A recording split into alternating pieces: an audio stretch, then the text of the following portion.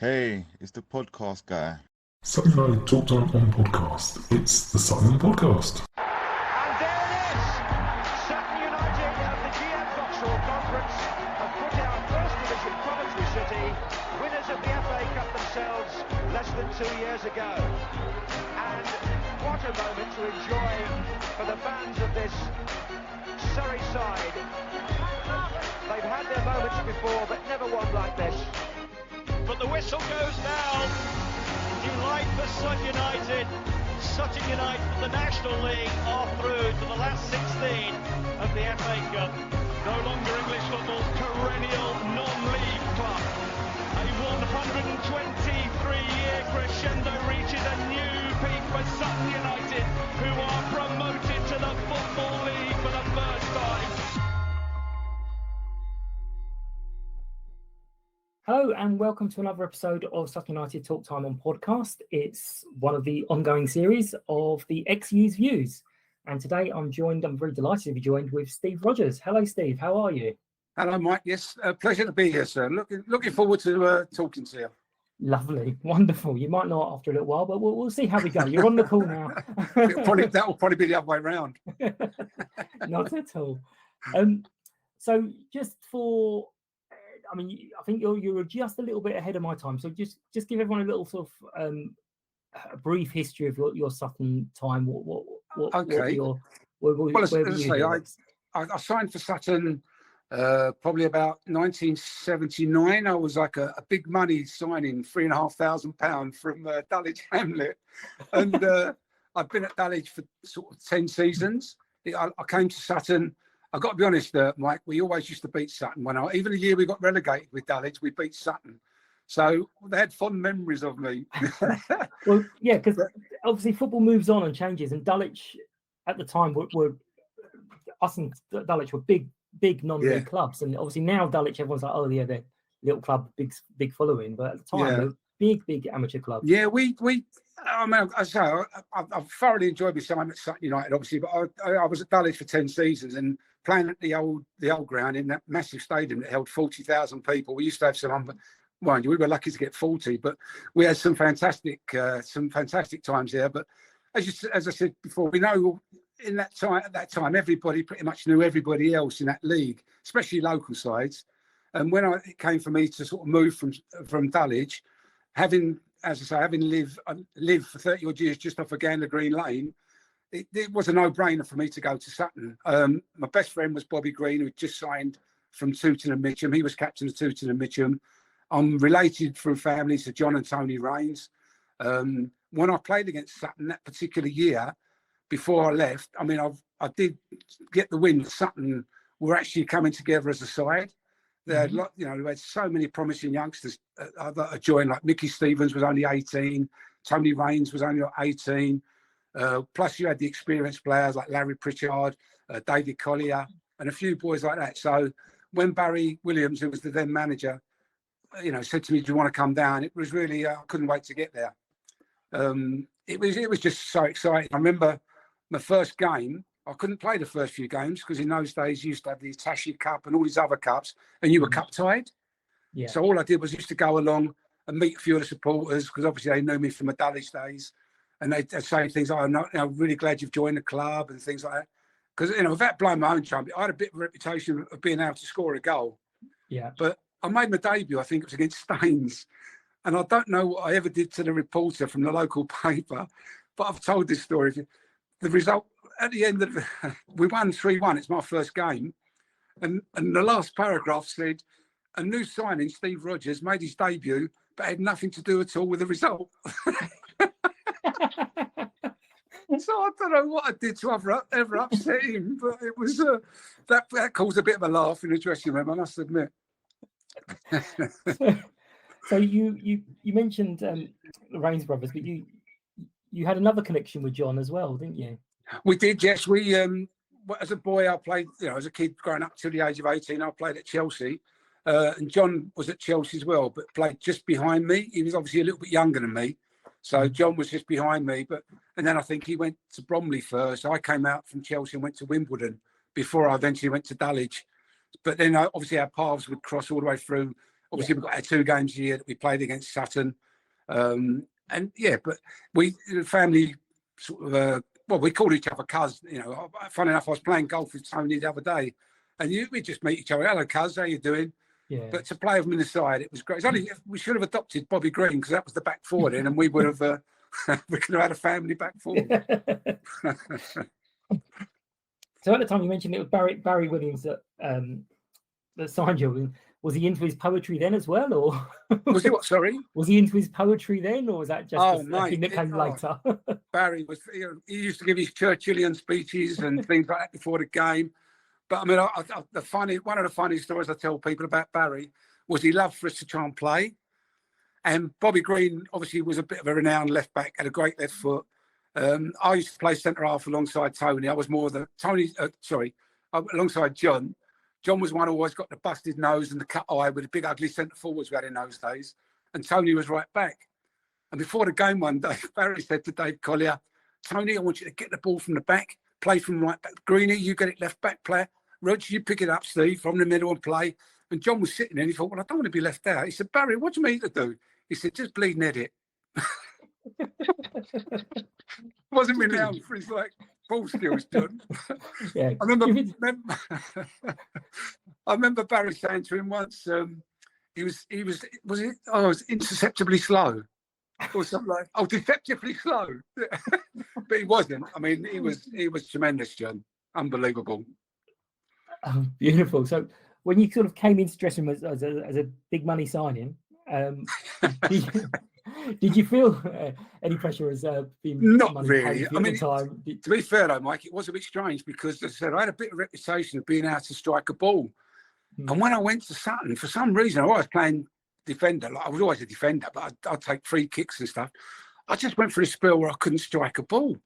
And I remember Larry, one night at training, Larry lining loads of balls up on a 6-yard spot and me just smashing them into the net to try and get it back. I don't know why. One of those really strange quirks when people move clubs, I just couldn't. I was, during the game was up, but come to shooting, I was all over the place. But gladly, I'm pleased to say that actually changed, and the Sutton supporters finally saw what I could do with a ball 30 yards out. And but it was just the same. It was just a great time. That side was just coming together, and we went on a run over the 5 seasons I was there.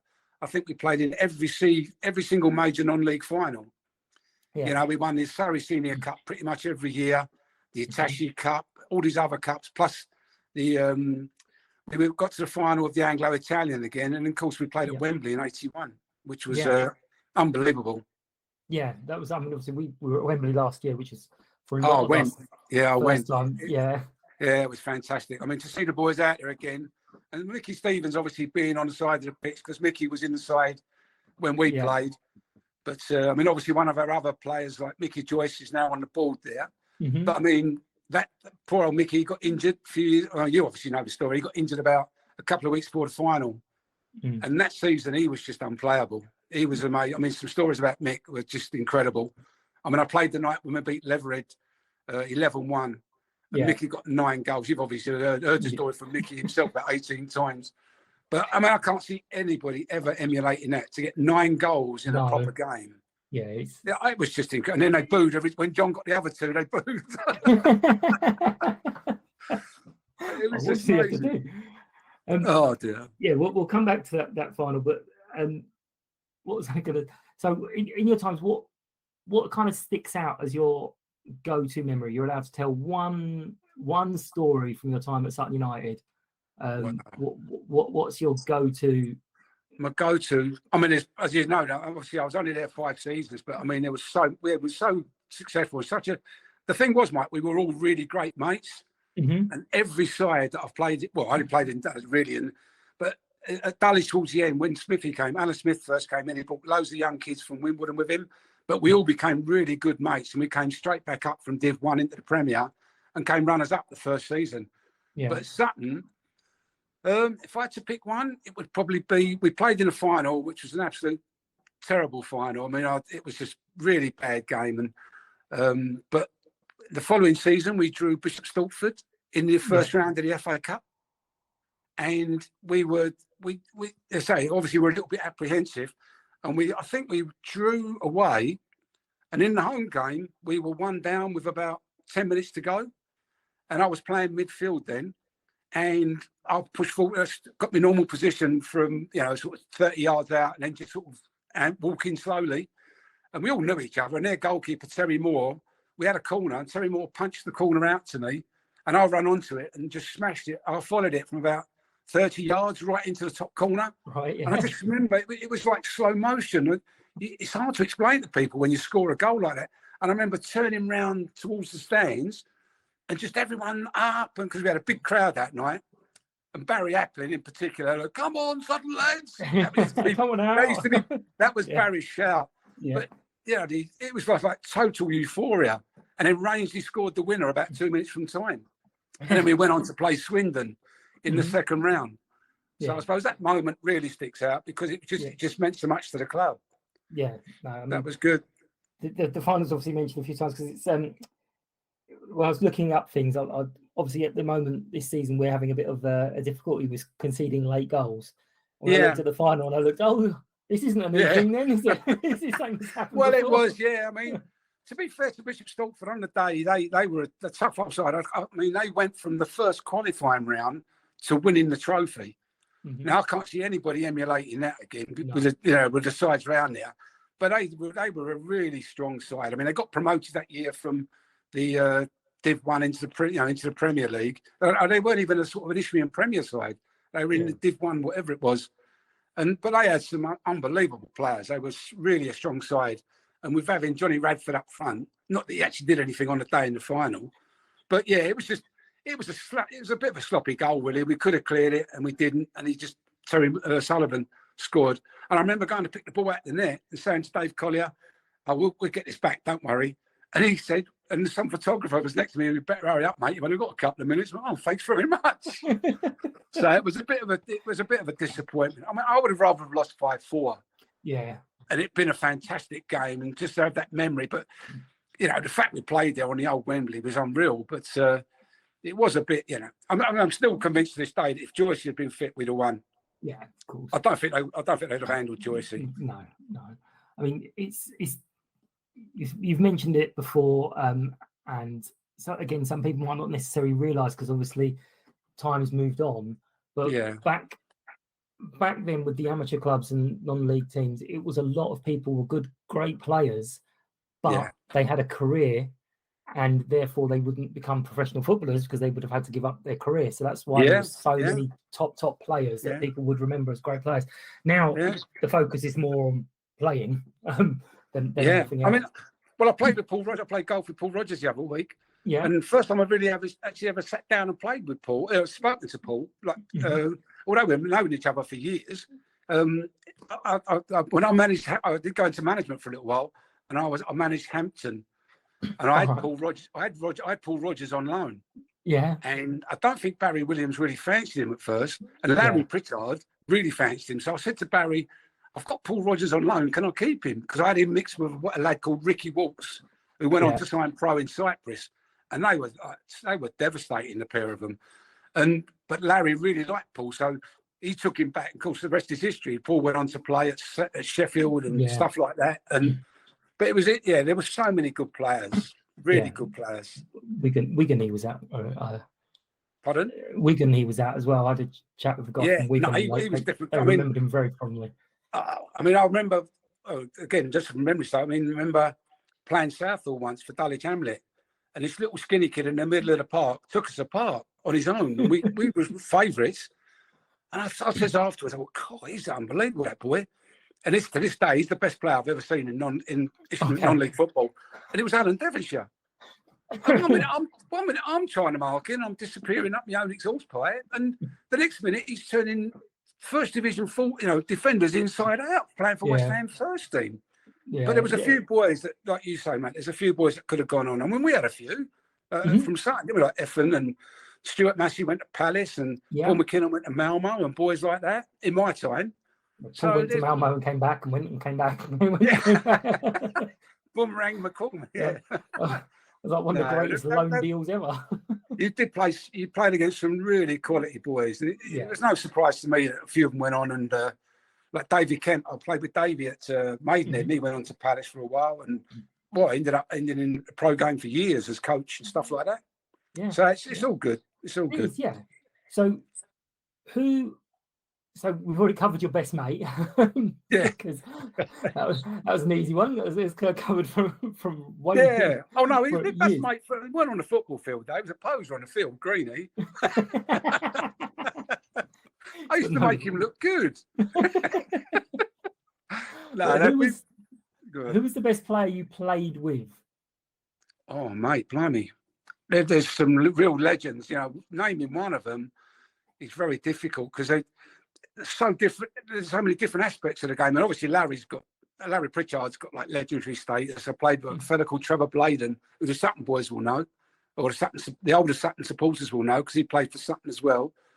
I mean, I owe a lot to my when I first started playing to, bless him, a lad called Roddy Brooks, who played for Sutton as well, who has passed away now. Peter Smith.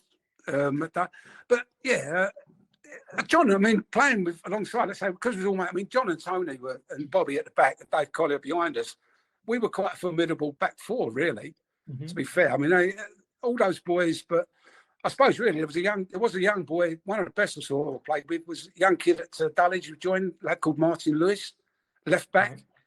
I mean, he was just incredible. He could, when he was in our half, he was a left back. When he went forward, he was a left winger, and he could play the part. He had everything. Yeah. I mean, our boys like that never turned pro. I don't know. No.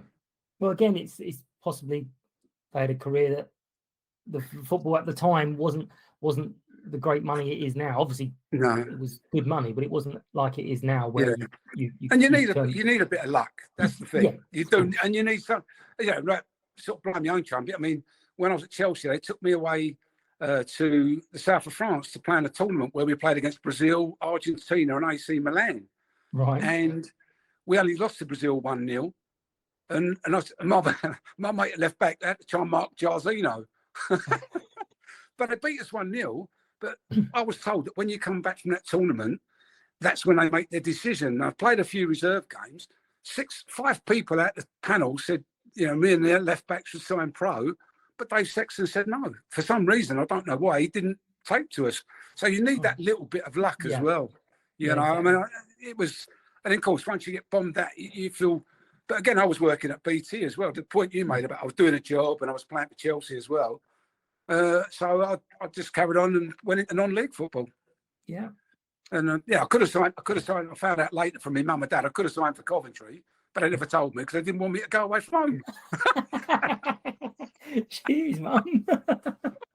That's lovely. That is. And I know I was in Charlton. I could have signed for Charlton when I was 21, but I was married then and I had a mortgage. And exactly the point you're making, it wasn't enough money for me to sort of pay my mortgage and my football. But I never ever earned a lot of money from football anyway. No, it's a gamble. I left Dulwich after 10 years. I was on £25 a week. Stupid. I never played for the money. No. Crazy money. I don't think you would have ever been at Sutton if you had them. Well, that's right. I mean, at the time, even in those days, I know Bruce was like obviously running the shop when I turned up, and to see what they've done. I mean, I'm really proud of them, what they've done and what they've achieved. And I've met Matt. We had some golf days. I mean, it's a really funny story there. I mean, I don't know whether you want to hear that sort of thing, but Matt Gray turned up to one of our Saturday Dulwich golf days, and it was so funny. He stood up. I don't think he was supposed to speak, but Stevie Coppell and Alan Smith were there. But Matt got up. Bruce was there. And he said, "Would you like to say a few words, Matt?" So Matt got up and was telling us about Sutton, and obviously getting to the Papa John's final, and everyone was clapping and was really pleased. And Matt, obviously talking all football, he said, "Has anyone got any questions?" And I was on the table with Phil Dawson, who obviously is an ex-Sutton player. So Dawson put his hand up, and Matt said, "Yes, Dawson." He went, "What's the longest river in Africa?"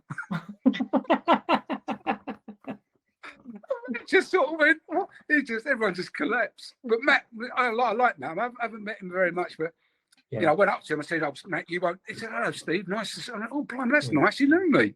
Yeah, no, he looks like he's a nice fella, but no, they've had a blinding first season. I mean, I don't know whether they overachieved or not for the first year, but I think probably, yeah. Yeah, but hopefully I was so tough for him. I mean, it must take you a bit of time to find your feet at that level. Yeah. As long as they sustain, just stay there, like middle of the table and stuff like that, and slowly start going from there.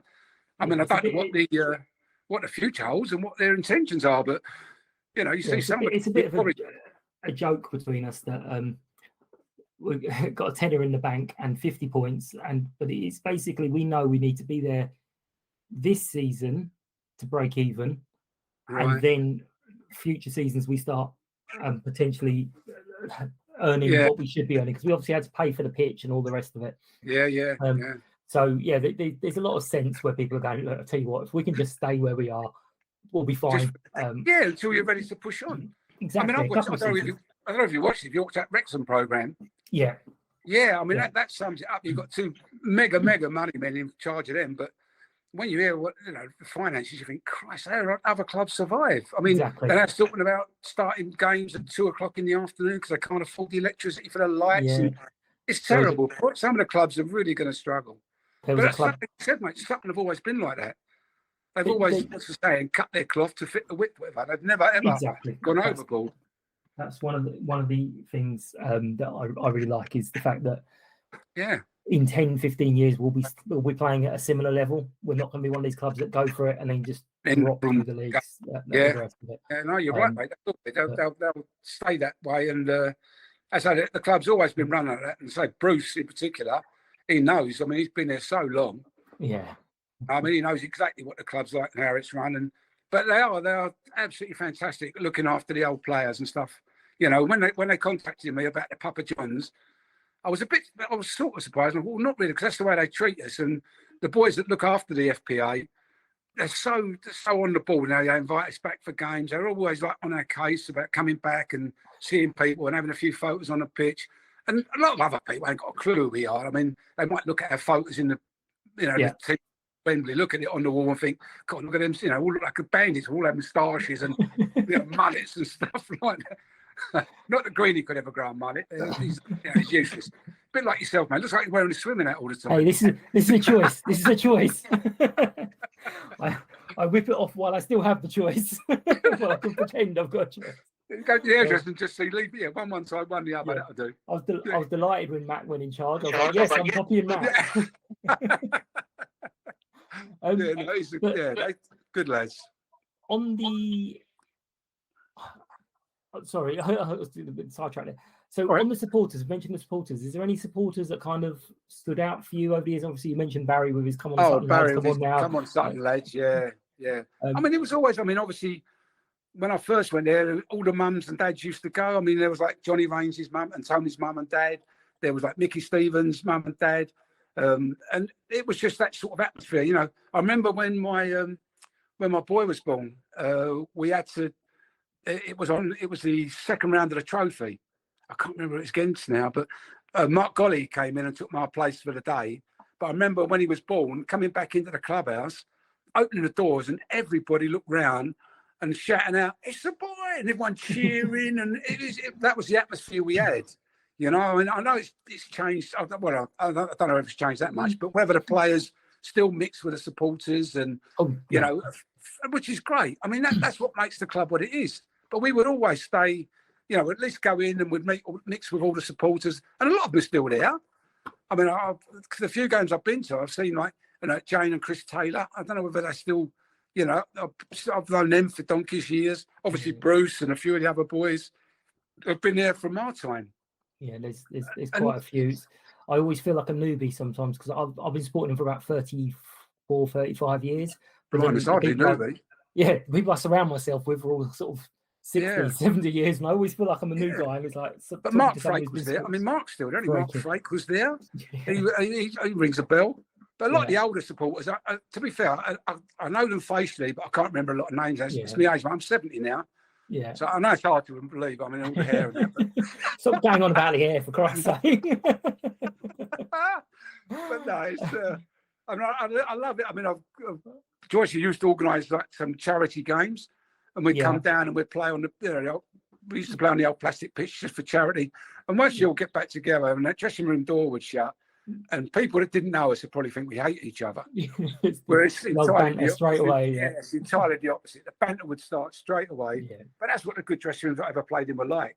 Yeah. You know, I mean, that being said, some of the team talks we had were just amazing. Johnny Raines would be in the loo, and Barry would be saying, but it was embedded in us. It was not, 1, 2, 3 in a wall. We just knew it off heart. Yeah. And once you're out on the pitch, then that's it. We're all like together. We'll do that extra bit for each other. Well, I that think that's leads me what was so nicely. successful. Leads me nicely onto the next question I had written down. Are there any stories from the training grounds, dressing rooms, or nights out that the passing of time now allows you to share? You do not need to name names if you don't wish. You're welcome to name names. There was there's been a few of that, mate. Really, dog shush. There was a few of them with like, I mean, people assumed because it was Sutton United that we had like fantastic training facilities, but we just trained on the back of the wreck, and there was a few lights in the trees, but there was dogs muck everywhere and stuff like that. But I mean, there was occasions where there was one occasion where a really top-notch coach came down to take us one night. Well, I know he's a Sutton player. It was Dario Gradi. Mhm. Dario come down to take us training one night, and we were a silly load. I mean, we were like a load of kids, really. And he was trying to do this session on the pitch. And to be fair, I mean, we weren't stupid, but it was so complicated that we were we're thinking, what the? And he called us in. He thought we were messing about, but we didn't really get it. He called us in, and we're in a circle, and no names, no pack drill. He was giving us a bit of a berating, and someone bent over and broke wind. And we collapsed like a load of kids, and he stormed off. He walked off and left us like we're a load of school kids. But we just couldn't stop laughing. But I mean, that was one that springs to mind. I wrote as many ones like where, Barry would have a session on or Pritch or whatever that. But yeah, the training was pretty. I suppose when I first went, without being nasty to anybody, it was pretty basic because of the facilities we had. Yeah. We couldn't even see what we're kicking half the time. It was amazing how we actually, managed to do some of the things we did. Can't go on the pitch because they want to spoil it for Saturday. So out on the wreck. But we just got used to it. I mean, that name dropping. When I was at Chelsea, we used to train on the car park, but at the front of the old ground, on the concrete. Yeah. I mean, that's what it's like in those days. We didn't have the facilities we've got now. Exactly. But no, that was one. That does readily spring to mind. But it was just so funny. But there was like banter and stuff like that all the time. So the next one I got is, with the team you had, do you feel that in your time we underachieved, overachieved, or did as you would have expected us to do when you kind of joined? No, I think we underachieved at times. I mean, I must admit, there was one time when we were about 10 or 12 points ahead at Christmas, and I think we lost in the end to Leytonstone and Ilford by 3 points. I mean, that's the one thing I suppose. That's one regret I've got. I've never played in a championship winning side for Sutton. Mm-hmm. Even though everyone knew how good we were, we didn't actually. Perhaps it was me. They won it after I left. Right, he's gone now. Come on. Once I got to Hampton and Richmond as player coach, they started winning the league and that. But that was a funny story as well. Pritch was manager at Walton and Hersham for a while, and he asked me to go and help out, play centre half because he had loads of young kids. And it was the day Sutton beat Coventry. And a lot of the ex-Sutton boys were at Walton. We're all sitting in the big bath as you were allowed to in those days. And there's a couple of Sutton boys were going out that night. They were playing for Walton, but they were going out that night with the Sutton lads. And they're all going, oh, the result came through. And they were going, oh, no, what happened? And we're at the bar and they're saying, how'd you get on today? Oh, we lost to Tring 2-1. Oh, how'd you get on? Oh, we beat Coventry. Yeah. But... sorry, mate. It's not even. I'm dog sitting for my daughter at the moment. The blooming thing's going mad. I don't know why. Don't worry, I've got Buddy. 5-year-olds looking around the corner as well. So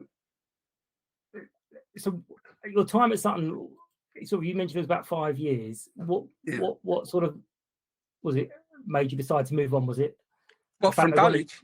From Sutton? From Sutton. Oh, from Sutton. Yeah. Well, it was a bit of.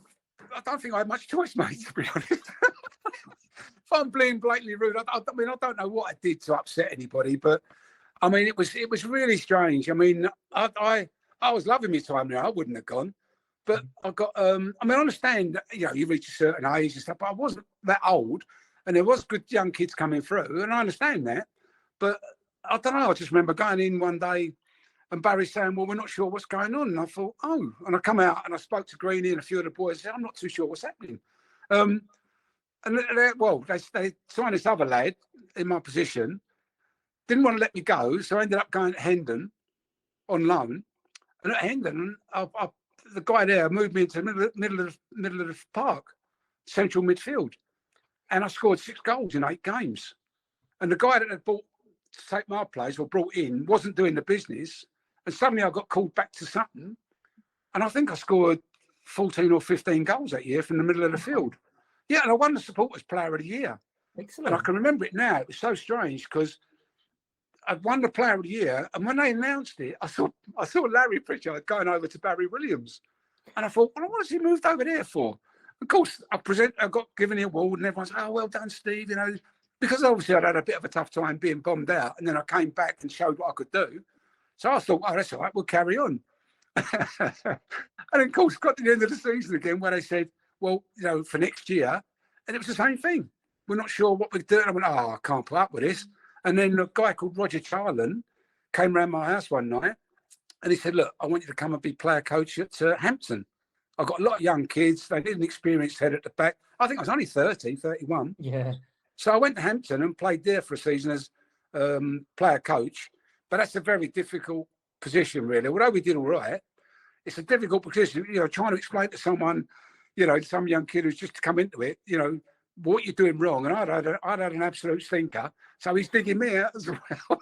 Yeah. And then after that year, Roger left and I became manager of Hampton. Yeah. And we went on, I bought Bobby Green in with me, and we had 3 unbelievable seasons for Hampton. The club was so pleased just to have been, survived in the old Ishman Div 1. But we got to the final of the London Senior Cup 2 years running. We played Kingston 1 year, Fisher the next, and things like that. We had, came 5th in the table, and our budget was ridiculous. And to give you an example, I said to the boys one day, I need a centre half. And one of the boys, Mark Wilson, said to me, I've got a friend, and this lad turned up called Jimmy Wigmore. So £10 a week I was giving Jim. He went on to play for England at semi-pro and captained England at semi-pro. My 3 front rowers, you might have heard the name, Dwight Marshall. He went to Luton and became like a big star at Luton. The other centre forward went to play pro in Cyprus. Honestly, Mike, some of the players we had for our entire wage bill was 250 quid a week. Wow. It was amazing. And the boys were brilliant. It was brilliant. And the first little hiccup we had, I don't know if you know Chrissy Vagg. He's an ardent Sutton supporter. Yeah. The old goalkeeper, Chrissy. Yeah. Chrissy played in goal for me. And we drew Sutton in a semi-final of the Hitachi Cup, and we beat them at our place 2-1. And then we played them at that Gander Green Lane, and Ricky Walks missed a penalty in the first half. He put it in one of the fellas' garden in Gander Green Lane. And little Georgie Thornton, Paul Thornton, I was playing golf with the other day, he came on as sub and he scored, and then we drew again, and then we spun up to see where the third game was going to be, like you did in those days. And unfortunately, we went back, so we lost in the semi-final. Yeah. But the boys I had, they were being poached all the time because there was so, like you're saying, so many good young lads. The left back, a lad called Malcolm Dickinson, who's unfortunately passed away now, he played for Middlesex Wanderers from Hampton. Yeah. Which was unheard of. It was all Southern League players in those days and top Isthmian League players. And Malcolm was playing in Div 2 Isthmian for us. But he was unbelievable player. But it was, it was strange. It was good playing against Sutton again. Yeah. The only thing was, my first game for Dulwich against Sutton, we lost 5-1 at Gander Green Lane. And they said to me, so a couple of the players come up to me in a not very nice manner. I've had words with them since. They said, oh, you should have stayed at a good club, shouldn't you? And after that, we beat them every single time. Yeah. And it was between us and them. We went to Italy in the Anglo-Italian Cup final. And we had to score 5 goals against Montova, I think it was. And my mum had stayed as a Dulwich supporter. And she told me that someone was in touch with Sutton's ground on the phone at the time. And I scored the 5th goal from a penalty. Yeah. we beat Mantova 5-0, which took us back to Italy and stopped Dulwich from getting there. So that was great. Yeah. Next time I saw that fella, I said to him, "You should have come to a good side like mine." But they were good times. His Anglo-Italian was a great experience. Yeah, I've never had that before. Yeah, it was an odd little competition. I mean, obviously it doesn't happen now. No. But yeah, it was for a few years. It was quite a big thing with a couple amateur teams. Loads of violence. That was the thing that remembers most of all was like when I was at Dulwich and Enfield were in it, and clubs like there was boys being sent off left, right, and centre. And once I played against them, I understood why. I mean, it was just unreal. But we were the boys were great. I mean, even though we lost that final, we lost on penalties. I mean, I was the Sutton penalty taker, and we went to penalties, and I don't know what happened, but they opened the gates at half time at the final, and I reckon a few extra thousand people just came in because it was such a good game on the radio. So by the time it got to the end, there must have been like 10, 12,000 people in there. And it was like you see on the telly. When we went forward from the centre circle to take the penalties, they were whistling like crazy, and it was trying to make it difficult. And I suppose being a bit more experienced, I mean, I don't understand how boys, some of the players take penalties nowadays. I put it on the spot and I just spanked it as hard as I could. And if it hit them and they saved it, all well and good. But after time, they dived the wrong way. But some of the younger lads, Mickey Stevens, it got to Mickey a little bit and he missed. And I think somebody else missed. But it didn't affect the team. Afterwards, in the dressing room, our song at the time was Brown Girl in the Ring by Boney M. Yeah. And all the Italians had won. Was quiet as you like, and there's all us lot in our dressing room singing Brown Girl in the Ring, and I couldn't get their head around it. Just a sort of, it was brilliant. Lovely. But that was the atmosphere we had between ourselves. Yeah. So how do Sutton compare to other clubs? Well, I think you've already said some of this. Other clubs that you play for, positives and negatives? The positives were you actually had a really good quality of player. I mean, the boys they brought in were lads that were like pretty established. When I was there, I can think of like boys, some of the boys that come in. There was a lad called Peter Sharrett came in up front, who was a prolific goal scorer from, I think it was Yeading, somewhere like that. But I mean, they were the sort of boys they could bring in. When I sort of went down and started playing for sides like Hampton, you're bringing in like reserve players from other clubs to come in, who've obviously got the potential, but not right from the very beginning. I mean, when I was at Dulwich, I mean, we were really lucky. I mean, Alan Smith joined us. We got relegated and Alan Smith came in and joined us. And he only kept myself and Roddy Brooks from the lads that got relegated. I mean, I was only 24 at the time and I was captain. But the lads that he brought in, I mean, your listeners will know some of them, like the likes of Georgie Borg. Ozzy Bayram was an unbelievable forward. I mean, he would frighten any defence. As I say, Martin Lewis, the left back. We had right back Alan Hart. He started bringing in pros who hadn't quite made it at Millwall and Charlton and boys like that. So he could bring in real quality players, which was great. But that's the biggest thing I think. The pluses and the downs is it's hard to work. Having managed at lower levels, it's difficult to go and get boys, and you find yourself out on a Sunday morning looking around. Sunday morning games, and if you see someone that can control the ball and pass the ball 5 yards, you think, well, he's got a chance. I watch some of the games nowadays, and I'm just bemused, Mike. Honestly, I watch on the telly. I can't watch it half the time now. I don't get this. I don't know. I mean, hopefully Sutton don't do that, but this dribbling out from the back, the goalkeeper giving it to a big ugly centre half who, it takes 10 minutes for the message to get to his foot. What to do? I don't understand what that achieves. I'd love someone to explain to me what that actually. Perhaps I'll have to have a word with a manager and say, "Look, explain that to me, will you?" No, we get it forward as quickly as possible. Well, yeah, but effective, quick. Yeah, as long as I could strike a ball, and at Dulwich, I'd get the ball in a 6-yard box, and I would hit a right foot pass over the top of the right back, and Ozzy would already be on his bike. Yeah, and we scored so many goals because we just get the back four turning with pacey forwards. Yeah, absolutely. It wasn't a hump up the field; it was a long pass. Yeah, but I don't understand why these sides are losing the ball in their own third, with through their own neglect, if you like. Yeah, it was Glenn Hoddle said. I think it was around the time Wimbledon getting labelled long ball, and Glenn Hoddle I think was still playing, and he was like, "There's no short ball or long ball. There's the right ball or the wrong ball." Exactly. You play to your strengths. I mean, Barry. Yeah, I mean, Barry was a real straight, played to your strengths. I mean, all the managers and coaches that I knew at that time was, you got, you're a defender, you defend. If, other than that, you can go on and do a little bit more. That's great. yeah. But I just genuinely don't see why a centre half needs the ball in his own 6-yard box. Yeah, and not really knowing what to do with it, unless you've got the technical ability to do it, which not many of us have. Not many do, no. There's been one or two in for the years. Yeah. Yeah. I mean, when Rio Ferdinand was able to do it, everyone suddenly insisted on everyone playing the ball out of defence. And it's like, well, it's Guardiola's fault.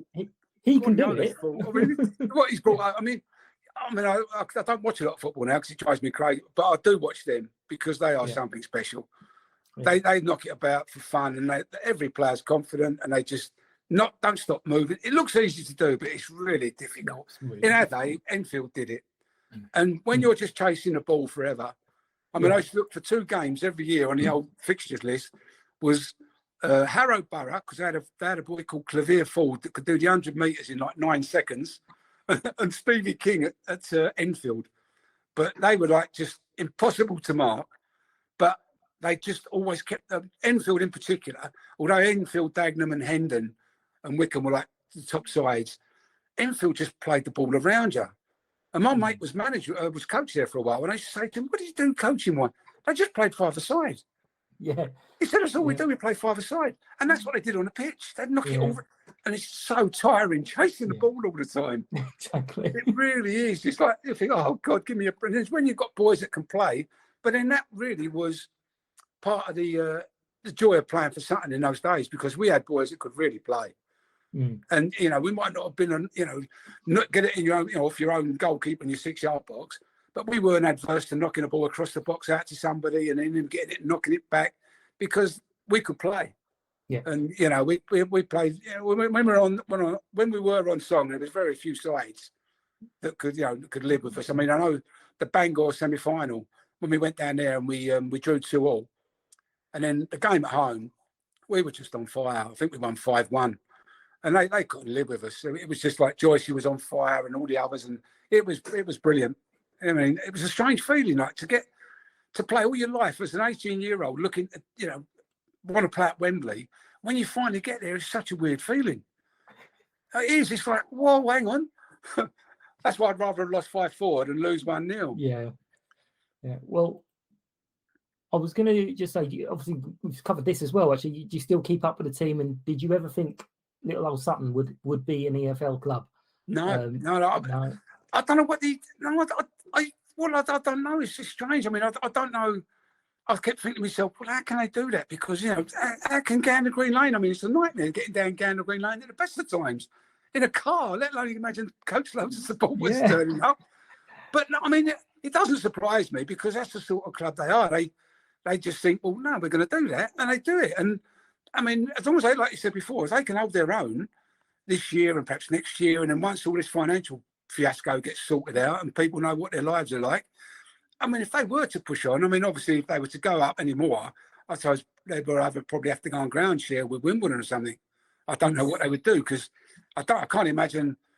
There's a lot of work. There's a lot of work planned, because I keep looking at my little spot, going, this is going to be gone soon. Because when you look at the ground, if you actually ever look around, you can see actually there's loads of space all over the place that we're not using, because obviously the barriers are way back from the pitch. But if we were to move more forward, suddenly you've got all this space that we didn't have before. Obviously, you'd have to build more stands and all the rest of it. But there's plans in place, and apparently the rules for League One and League Two aren't that different. So obviously, if it was ever to happen, if it was the Championship, but who knows? I mean, obviously, when you get the Wimbledon thing, I mean, everyone says, "Oh, no one's going to do that again." But there's those sides that have done it and gone up quite quickly. I mean, I know Forest Green went up again. They did when they're finding it hard this year. Luton, Lincoln have done it, and Lincoln. I think Lincoln on the other side that went up and did that and things like that.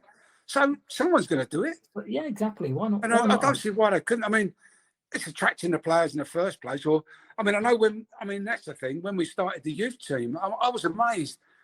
John used to run a thing on a Sunday morning. You probably know, at the back of the ground with all the kids.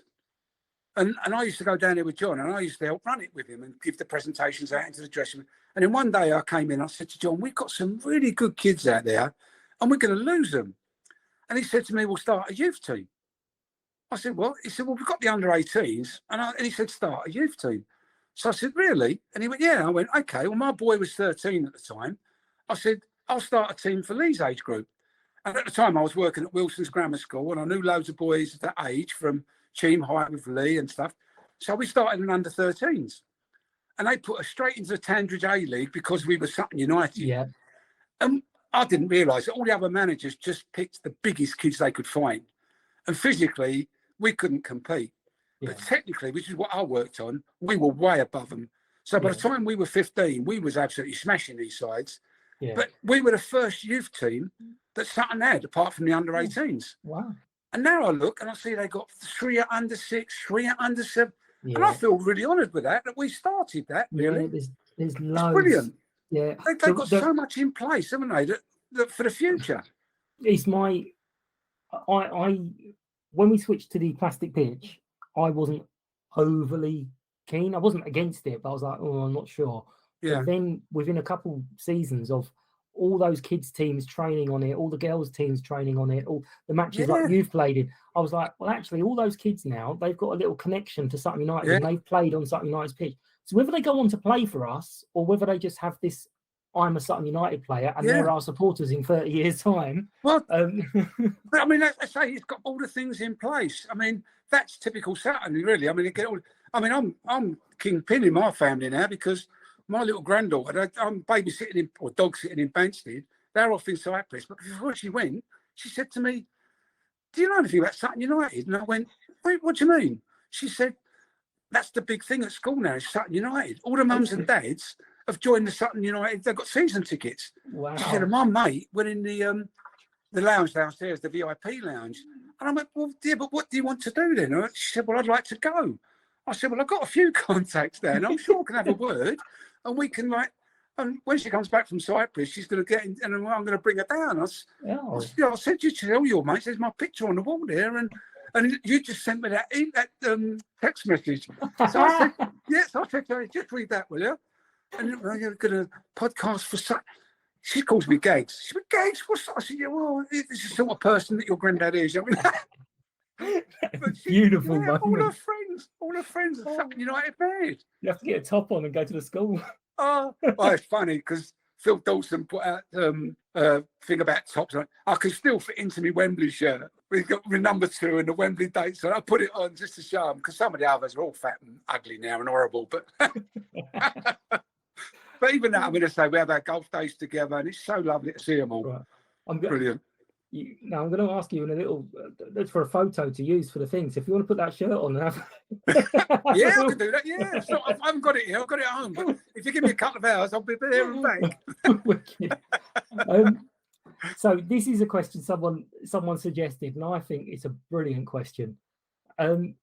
What skills and attributes or qualities would you bring to the current Sutton United team? So if we're going to sign prime Steve Rogers, right, what are you bringing to Sutton United today? What would I bring to him? Apart from passing the ball from defence, I can strike a ball both feet.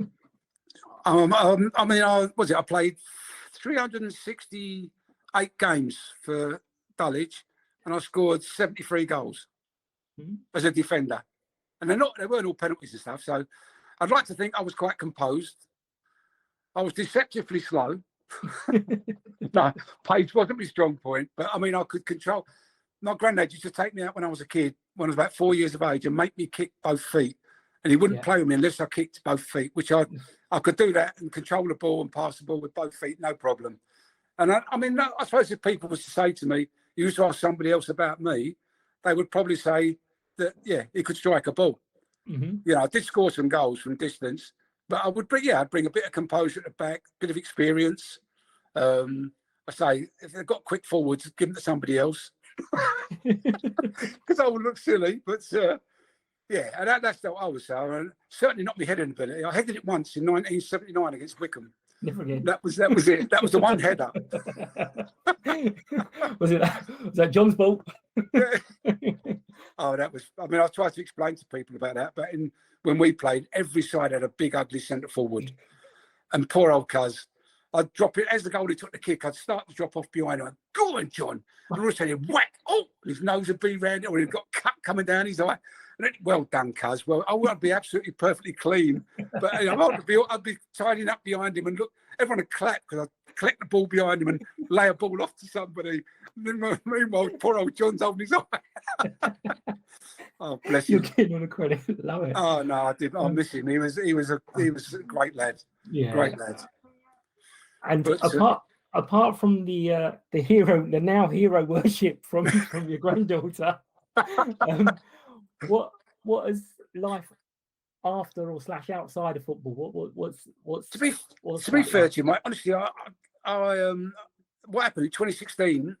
My dad was terminal with cancer, and I was working for my son at the time, and he said to me, "Just go and look after Granddad." And obviously, the inevitable happened. And I've got mates who are still working at 70 my age. Oh, I wouldn't be able to pack up. Oh, I wouldn't know what to do with myself. I don't understand that. There's plenty to do. I mean, we've recently moved for 2.5 years ago from Sutton. We moved out to 15 miles from Portsmouth. And I just absolutely love it. There's no traffic. We joined the gym. I've joined the golf club. I mean, I'm just loving life, really, to be honest with you. I love it when I come up here because I get to meet the likes of Bobby Green again and all my old mates around here. That's where I was this morning. I was at breakfast with them in a little cafe in Cheam Village, and we just, put the world to rights. But I'm going golf on Wednesday with them and Friday. But that's it. I love to go. Me and the wife, I mean, we only need to go somewhere for a cup of coffee. We love walking. Right opposite where we live, we've got like a massive called the Hogmore Enclosure, which is like a load of woodland. I think it's about, 80 hectares of enclosure. And just walking through there, you walk through there to the local place, we have a nice coffee, then walk back. It's simple life, really, mate. We don't need a lot to sort of keep me happy. I don't miss. I mean, hand on heart, which I say, my poor old granddad would be turning his grave. I don't really miss football at all. I understand a lot of it now, like I said to you before. I can't see what they're trying to achieve. But with the things, the way they play, I mean, I don't think the basics of the game actually change. The basics are always going to be there. You've got to defend, you defend. But I've been and watched a few coaching, because my son's still involved in it all. I've been and watched a few coaching sessions. And they do a lot of stuff that we used to do with Barry and Larry Pritch and things like that. But they just give it different terminology. Yeah. They put loads of buzzwords on, they ain't putting up any trees at the moment, or it's got to be a deceptive inside-out pass. And we say, what's that? And when he knocks the ball between two defenders. Well, it's just a knocking the ball between two defenders. Why are you saying deceptive inside-out pass? It's totally, it bamboozles me. Yeah, but, not the only one. I do know I wouldn't like to mark Erling Haaland for a start. I think because of have problems with him. Oh my God, the way that big 6-foot defender bounced off him the other day. Yeah, you mentioned earlier that when you first came to Sutton, you weren't scoring, and I did think, we have that effect on people, and we were talking because he's not going to the World Cup, and there was a bit of a joke around people going, "Oh, who should he go on loan to for the World Cup?" And it was like, don't bother sending him to us. We'd ruin that bloke. Oh no! 5 minutes. What's the problem? I honestly don't watch a lot of football, so I don't know. No, we get over the years. It's over the years we get strikers come in who've got good reputation, scoring loads of goals, and then they just don't. Yeah. I see Craig. I saw a note saying Craig's still playing at 41. No, I played against Craig.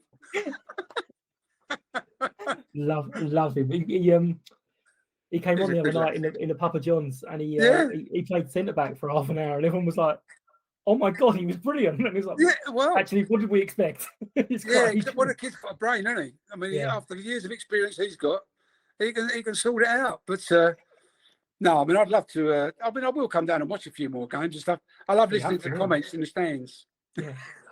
I did come down and watch the Arsenal game when they played Arsenal. Some of the supporters make me, because my mate's boy was playing for Arsenal, and it does make me laugh. Some of the supporters, they're bringing on like a £5 million or £5 million a year Sanchez, Arsenal, and I said, "Oh, come on, get closer to him. Keep up with it." Yeah, it was.